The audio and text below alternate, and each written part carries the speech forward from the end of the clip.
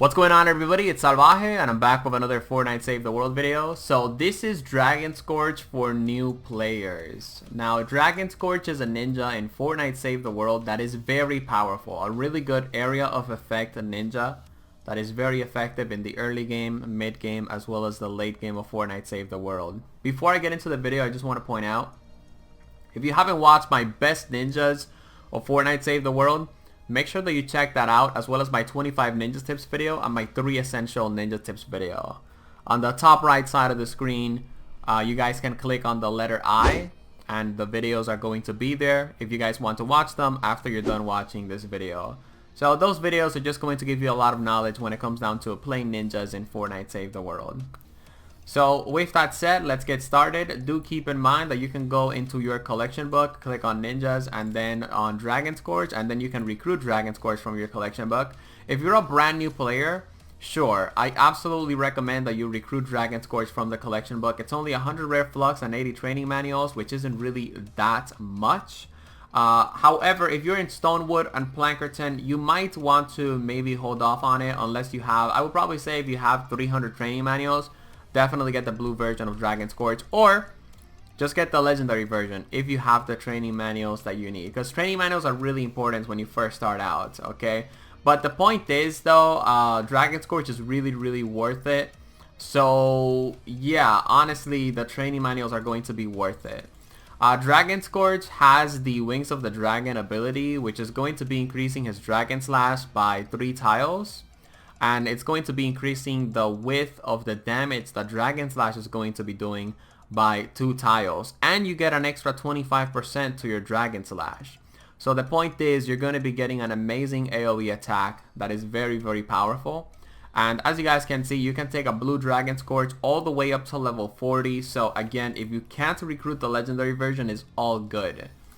Let's head on to the loadouts. And this is a loadout that I pretty much made up, and it has heroes that you can get in the base game, except one hero, of course, which is Whiteout Fiona. So Whiteout Fiona is really good because she's going to be increasing the critical rating of our swords.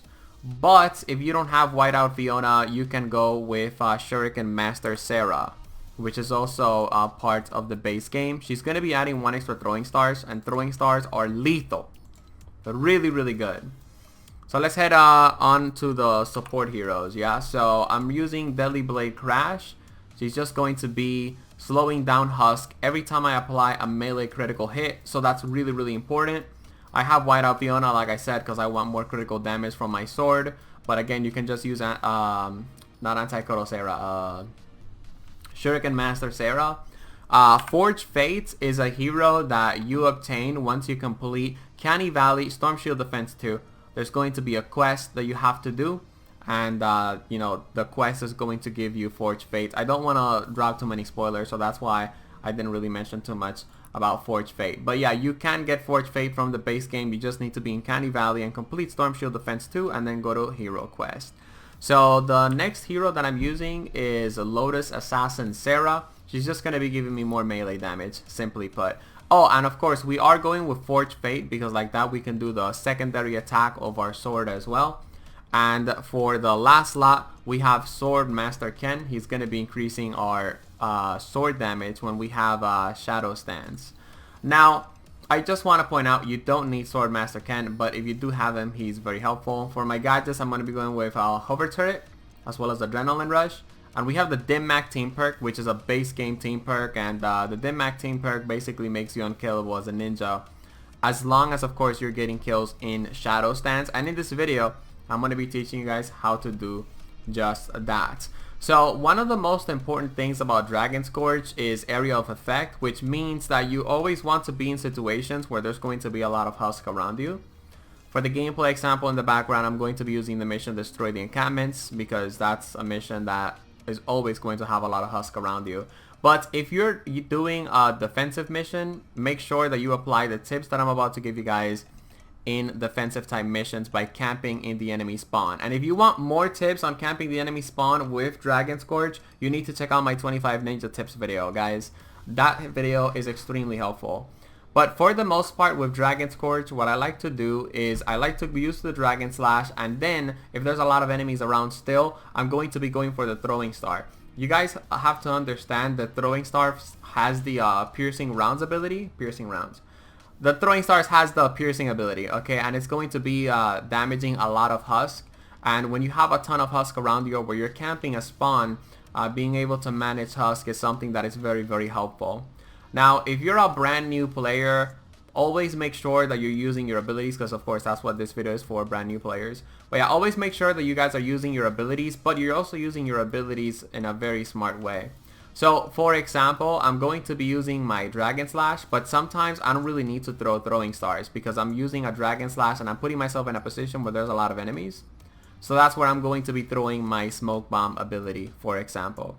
The Smoke Bomb is something that you mainly want to use when you're surrounded by a lot of Husk. And the Throwing Star is also an ability that you can use when you're getting to a high priority target, like a blaster. I usually like to double jump towards the target, throw my Throwing Stars, and then just finish them off with a sword. And that's pretty much it. That's Dragon Scorch for brand new players and how you can maximize this specific hero. Now you're probably wondering what sword should you be using. So we're going to head into the collection book right now and we're going to talk about that. For the most part, you definitely want to have a sword because swords are, you know, they're pretty much like the best choice and the best options for ninjas. The Stabsworth III is a really, really good sword, and it has a really, really fast attack speed. And what you want with this bad boy is double attack speed, critical rating, and critical damage. That's what I recommend. And the laser sword is also really, really good as well. It has a medium type of attack speed, but it does some pretty decent damage for the most part. But that's pretty much it, guys. For the swords, by the way, you want the snare perk so that you're always slowing down your targets, okay? And I like to use my Stormblade with, I don't know, because I've never used the I mean, I've used the Stormblade, but not enough to give you guys a good recommendation for perks. I definitely recommend Stabsworth III or the Spectral Blade if you happen to have it, or if they're giving away the Spectral Blade at the time of making this video for some reason. So, see you guys in the next one, and peace out, and feel free to subscribe for more quality Save the World content.